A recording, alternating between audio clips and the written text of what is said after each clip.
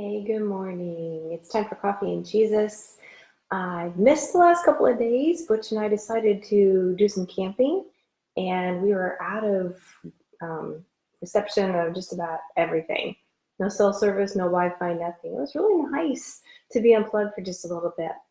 So we're going to continue today with Matthew, the book of Matthew, and I am in chapter 12, and we're just going to read the first half. It's a very long chapter. Okay, so Matthew chapter 12, starting with verse 1. At about that time, Jesus was walking through some grain fields on the Sabbath. His disciples were hungry, so they began breaking off some heads of grain and eating them.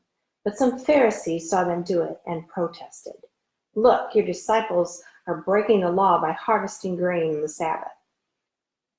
Jesus said to them, "Haven't you read in the scriptures that David did what David did when he and his companions were hungry?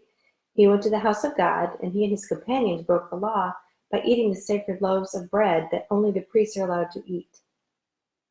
And haven't you read in the law of Moses that the priests on duty in the temple may work on the Sabbath? I tell you, there is one here who is even greater than the temple. But you would not have condemned my innocent disciples if you knew the meaning of the scripture. I want you to show mercy, not offer sacrifices, for the Son of Man is Lord, even over the Sabbath." Then Jesus went over to their synagogue, where he noticed a man with a deformed hand. The Pharisees asked Jesus, "Does the law permit a person to work by healing on the Sabbath?" They were hoping he would say yes, so they could bring charges against him. Isn't that crazy? I mean, Jesus could touch a man and heal his hand, and instead of marveling over that miracle, they wanted to condemn him for breaking a Sabbath law? It's crazy. He answered, "If you had a sheep who fell into a well on the Sabbath, wouldn't you work to pull it out? Of course you would. And how much more valuable is a person than a sheep? Yes, the law permits a person to do good on the Sabbath." Then he said to the man, "Hold out your hand." So the man held out his hand, and it was restored just like the other one. Then the Pharisees called a meeting to plot how they could kill Jesus.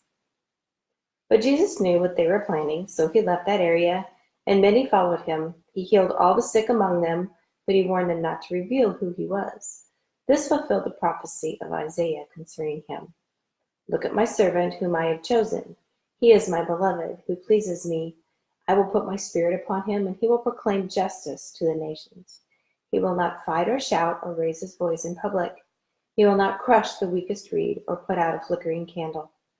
Finally, he will cause justice to be victorious, and his name will be the hope of all the world." That is the end of today's passage. Tomorrow we'll begin with, this is Friday. Monday, we will begin with verse 22. Have an amazing day and a blessed weekend.